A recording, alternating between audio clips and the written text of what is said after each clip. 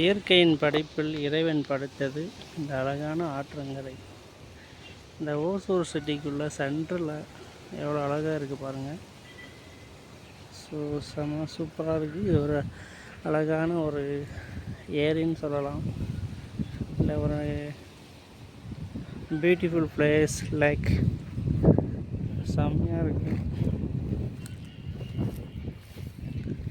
வந்து ஃப்ரீ டைமில் அப்படியே இந்த மரத்தடியில் பொங்கு மரத்து நிழலில் உட்காந்திங்கன்னா செம்மையாக இருக்கும்.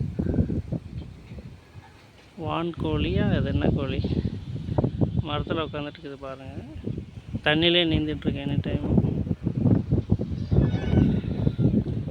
அது பேர் ஏதோ நேம் சொல்லுவாங்கப்பா,